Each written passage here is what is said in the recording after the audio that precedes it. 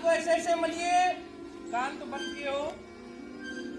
जिसका पूरा हो जाए तो हाथ को ऐसे मलने के बाद फिर आंखों की मालिश चेहरे की, तब फिर ऐसे आओगे। तो इसका क्या नाम है? भ्रामरी प्राणायाम। क्या नाम है? हाँ, भ्रामरी प्राणायाम। तो इस प्राणायाम को करने से इतने ज्यादा लाभ होते हैं, इतने ज्यादा लाभ होते हैं कि बहुत लाभ होते हैं। जैसे किसी किसी को, अभी आप लोगों को उतना पता नहीं है, छोटे बच्चे हो, ईश्वर न करे कभी इन चीजों से सामना करना पड़े, लेकिन हमारे अंदर बीमारियां बहुत आ जाती हैं।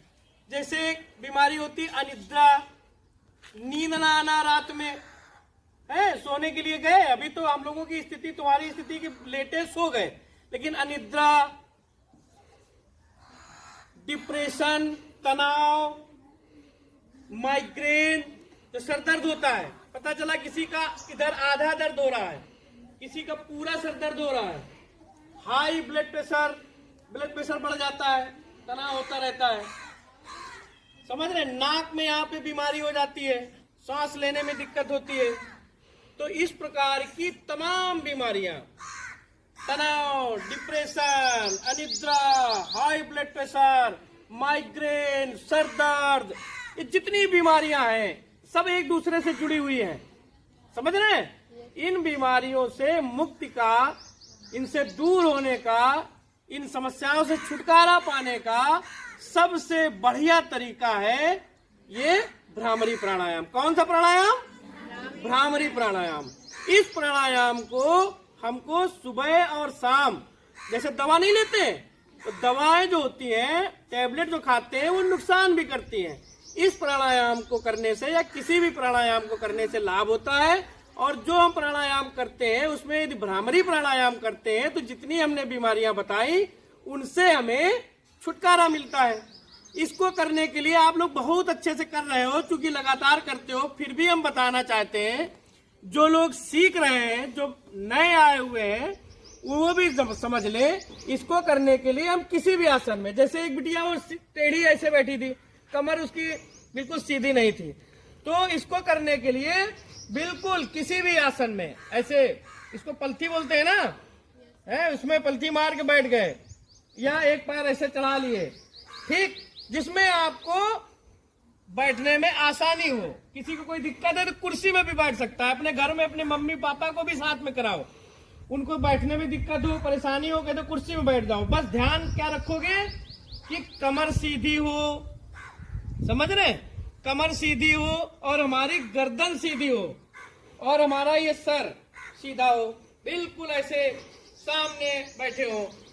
और इसके बाद जब इस प्राणायाम को हम करें तो उसके पहले ये हाथ जो है ना, ऐसे हम बैठ गए, ये हाथ यहाँ पे रख के और 2 या 3 बार हमें सांसें ले लेनी है, लंबी लंबी सी, यानी गहरी सांस, डीप ब्रीदिंग जिसको बोलते हैं।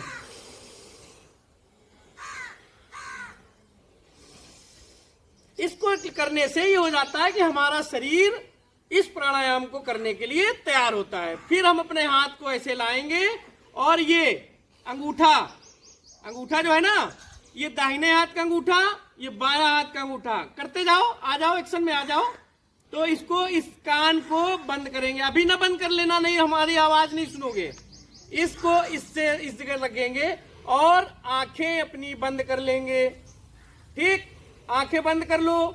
और बंद करने के बाद ये वाली उंगली जो है इसको यहाँ पे रखेंगे, जो भाव होती ना मत्थे में, आंख के पास, इस जगह पे, तो इस जगह रख लेंगे और अंगूठे से कान को बंद कर लेंगे। ये जो उंगलियां बची, इनसे हम आंखें बंद कर लेंगे और ये उंगली यहाँ पे नाक के पास पहुंचे या जहां भी हो, इस जगह कर सकते हो। एक चीज का ध्यान रखना है, चूंकि ये प्राणायाम हमें तनाव से दूर करता है, तो जब हम इसको कर रहे हैं तब हमको तनाव में नहीं होना है। मतलब हमारा जो अंगूठे हैं इससे बहुत जोर से नहीं दबाना है, कान को जबरदस्ती नहीं दबाना है कि इतना ज्यादा दबा दे कि हमको दर्द होने लगे। हमें बाहर की आवाज नहीं सुननी है, कोई भी आवाज नहीं सुननी। किसी भी शांत जगह में बैठ करके हमें कान अपने बंद कर लेने हैं और आंख को भी बंद करके उसके ऊपर ये उंगलियां ऐसे रख ली। ऐसे नहीं दाबना है कि दाब दे कि दिक्कत होने लगे। और ये यहाँ पे रख के यदि उंगली नहीं पहुंच रही, इधर हो रही, ऐसे हाथ हो रहा है, ऐसे हो रहा है, इससे कतई आप परेशान ना हो। इनको ऐसे करके फिर गहरी सांस लेना है। कैसे करो साथ में,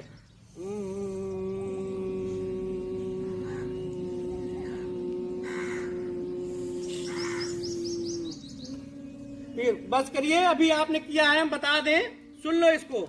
इसको जब सांस हम लेंगे, ध्यान दो अतुल, जब इसको हम सांस लेते हैं तो 3 या 4 सेकंड में हमको सांस अंदर ले लेनी है और फिर 15, 20, 25 सेकंड तक जितनी देर में हो सके उसको हम बाहर निकालते हैं। जब हम बाहर निकाल रहे होते हैं तो वो धीरे धीरे गहरी लंबी सी होते हुए उसको बाहर सांस को निकालेंगे। इसी को निकालने में गुनगुनाहट की आवाज होनी चाहिए, समझ रहे हो।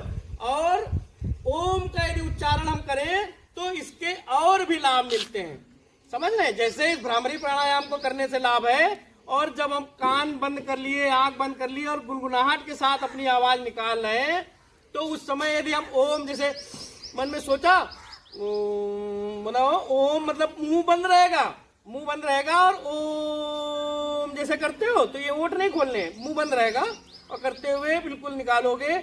बहुत ही ज्यादा लाभ, दुगना लाभ बढ़ जाएगा। जितने लाभ मिल रहे हैं उससे और भी लाभ मिलेगा। एक चीज तो ये हो गई। भ्रामरी भ्रमर शब्द से बना है, समझ रहे हैं। भ्रमर शब्द से बना है। भ्रमर कहते हैं भौरे को। किसको कहते हैं? भौरे को। भौरे को चलते हुए कभी देखा है? उड़ते हुए कैसी आवाज करता है? बनबनाया करता है ना। वही आवाज हमें यहाँ से निकालनी है। तो सभी लोग इसको करोगे? हाँ, इस प्राणायाम को, भ्रामरी प्राणायाम को करने से हमने जैसे भी बताई, जो बीमारियां बताई हैं, उसमें हमें बहुत लाभ होगा।